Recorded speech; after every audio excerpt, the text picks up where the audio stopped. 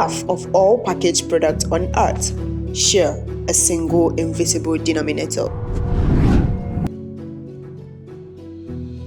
This is the architecture of modern convenience, the African palm oil. The production of this miracle oil has over the years evolved and become more sophisticated, and sometimes its originality questioned. A visit to the Nidu palm oil plantation throws more insight on the process and production of a pure palm oil. No, I started in 2016-17. That's when we started planting.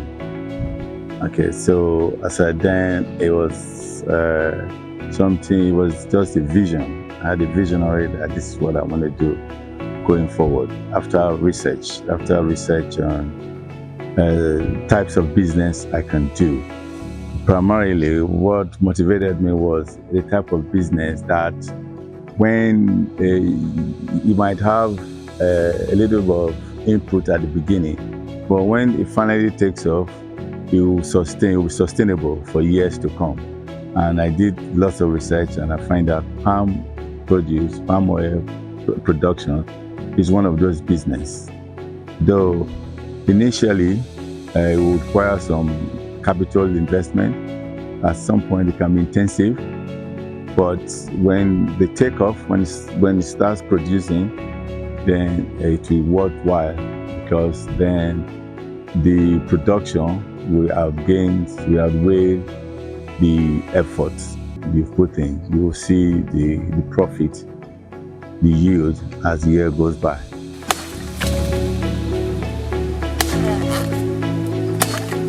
This is the business of the long term. I was looking for a business for the long term. This is a long-term business. If you're planning to go into short-term business, this is not for you.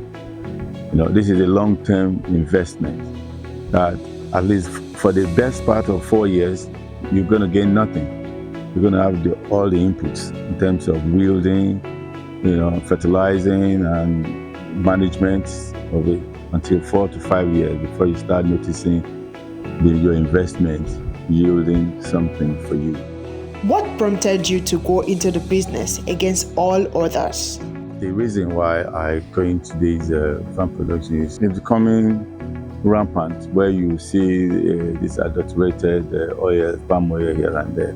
So I wanted to go into it to sort of sanitize the market, have my own niche market where my customers, family, friends, far and wide can rely on my production, can rely on my product. That when they see my product, they know this is pure, unadulterated product they can rely on. Okay, so that is one of it. Also, to contribute far and wide in the production of food stuff. This oil is being used almost every day in every home in Africa, because I use it myself. My home, my family, they use it as well. So we wanted to have something we can rely on, that we know this is pure, this is unadulterated.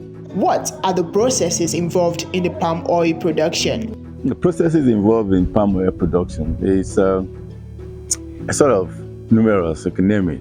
Starting from the plantation, where we see it later on. So starting from where you source the land.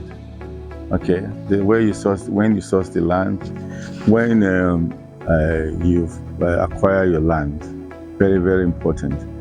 Don't use bulldozer or grader to cultivate the land.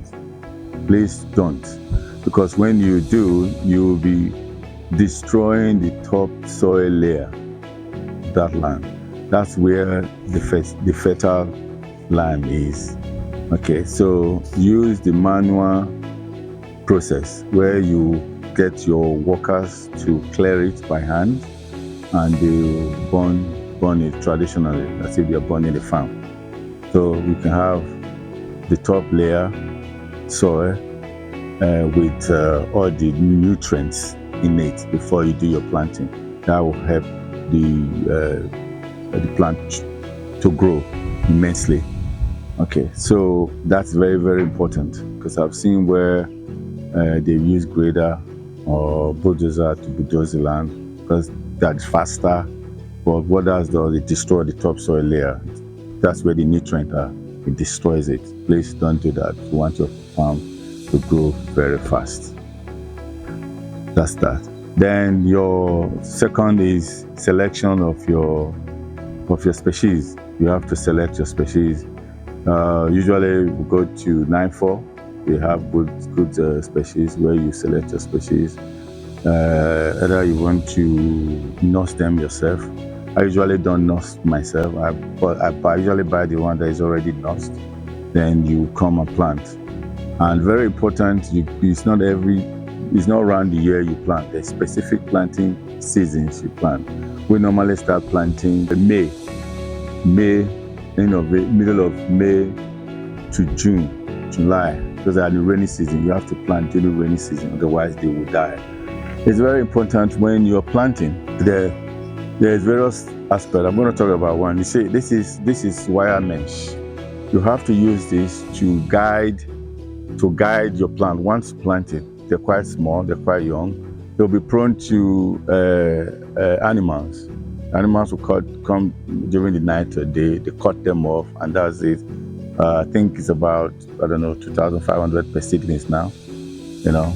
So that will be dead.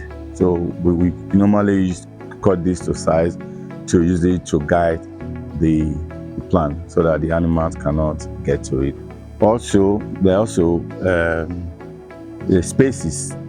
You have to evenly space them. Okay, I think it's currently about between 29 and 27 or 20 feet apart, each plant. You have one plant here, the next one will be 29 feet from here, and the next one will be 29 feet, because if they are too close to each other, they will grow, but they will not yield well, they will not produce well, because imagine they have these long branches, they will be stepping on each other at the time they grow. So you make sure you space them evenly so that when they grow, the branches of each other are not touching, they just be close, but they are not resting on one another. So it's very important to get the size, sense of planting, the distance between one plant to another. It's important you get it right as well. These are important details, technical aspects you need to know at the planting stage, at the very beginning stage. You need to know this. After planting, what next? After planting, there are various early stage. There are various fertilizers you use. There are the fertilizers for growth when they are younger, and there are fertilizers you use for mid-range growth, and there are fertilizers you use for production when they start to produce. There are various fertilizers you use for during those sections. And also the care, after care, when you plant, there's after care. If you want to know more, the number will be on the page. Please try and get to us, and we'll give you good and technical advice. What are some of the challenges of the business? There's various challenges. One of them that we suffered, I'm going to say this. One of them is when you're planting, when you have your farm in the middle of other farms, possibly not palm oil farms, not banker farms, other cultivating farms, which every year they do cultivate. One of the things you're going to worry about or guard against is fire. When they are cultivating their farms at the beginning of the season, they will burn their farms. When they burn it, usually it's during December time, November, December, where there is winter or there is harmattan. And there's wind, everywhere is dry. All the papers everywhere, all the leaves are all dry. When they are cultivating their farms, they will put fire on it to burn it. The wind will blow the wood fire to your farm, to your banga farm. If someone is not there to put it out, to take immediate action, they will burn down your farm completely. Because by then everywhere is dry. Everywhere is dry. The whole farm, the whole leaves is fully dried. It's happened to us in 2021. The whole farm was burnt down. We have to start all over again. So that is one thing you should watch for. Very, very important. Another one, that the beginning stage when you plant is it's these animals coming to destroy your crops. So you have to mind that. Although it sounds a bit illogical, but it does. You know, they will destroy. Once they cut the base root, that plant is gone, it's dead. So we have so many in our farms that fall into that category. So that's one of the challenges you are at the beginning stages. And also, you must not allow the weed to overgrown your plants. Otherwise, the weed now will suck the nutrient out of the plants and they'll die. But at that early stage, they are not quite strong to withstand those weeds.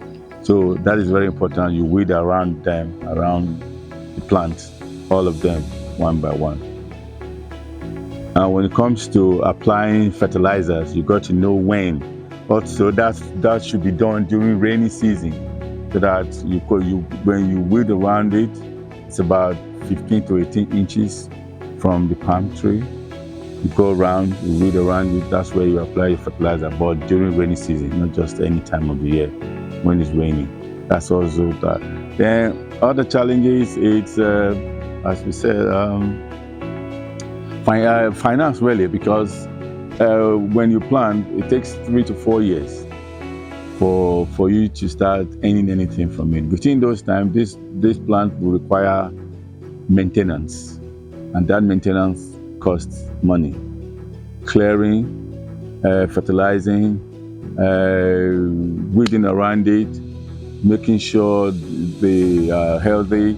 So those ones require finance, require money. So you got to, and bear in mind, you're not earning anything. It's not producing, I said then.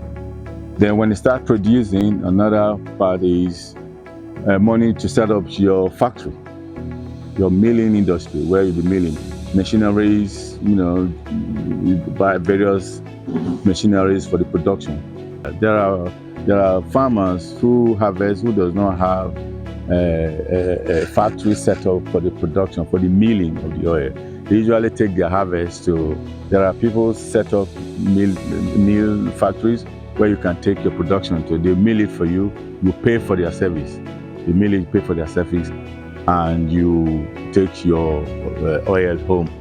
Now, I decided to set up my own milling factory so that when we start having, we harvest, we can mill. Because the logistics of harvesting and taking it to somewhere far away from your farm for the milling and bringing back the oil, it's a bit uncomfortable for me, So, but I decided to build my own milling industry, my own milling factory, so that I can harvest within the milling factory. It's inside the farm, so we can harvest and mill our own oil in the farm.